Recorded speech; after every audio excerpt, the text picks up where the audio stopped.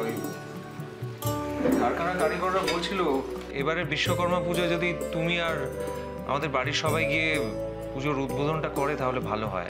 বেশ, তো তোমরা যাবে, আমাকে আর এসবের মধ্যে জড়িও না। তুমি আছো, একটু সামলে নিও। আর তাছাড়া সিধুও তো রয়েছে। আর আমার তো জানিস পেছন থেকে আছি। এই রে, আমি তো তাহলে একা হয়ে গেলাম। আর কি, দায়িত্ব এলেই তো সব তোমার ঘাড়ে। আর দেখো অর্জুনকে, কি সুন্দর কেচ্ছা করে দিনের পর দিন কেটে যাচ্ছে। বাবা, একটা কথা বলবো?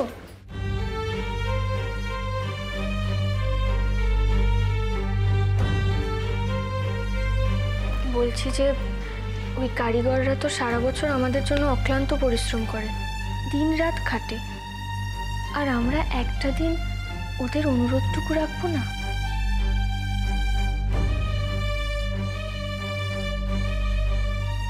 একটা দিন আমরা পারি না ওদের সঙ্গে ওদের আনন্দে সামিল হতে?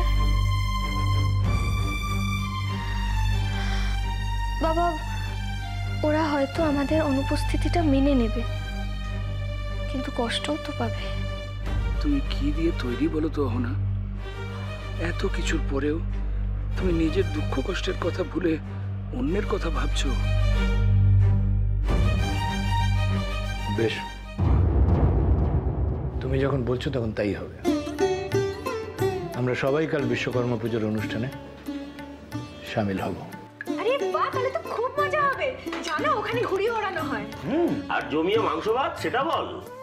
হ্যাঁ, সেটা কিন্তু মিস করলে চলবে না, ওটা না খুব টেস্টি হয়। এই তাহলে আমিও আছি। হ্যাঁ, জানো তো, আমাদের কারিগর মানুষরা কিন্তু খুব ভালো। দেখবে কিরকম আপ্যায়ন করে। এই তো এবার একটা পুজো পুজো ভাব এসছে। এটাই সুযোগ। কালকের অনুষ্ঠানে এমন কিছু একটা করতে হবে যাতে বন্যির এই মিথ্যেটা সবার সামনে ধরা পড়ে যায়। একবার এই নিয়ে ওনার সাথে আমাকে কথা বলতেই হবে।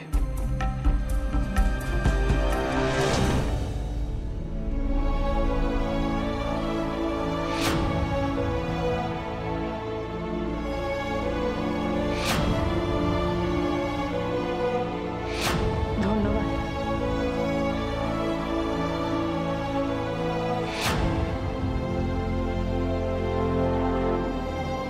অনি, অনি,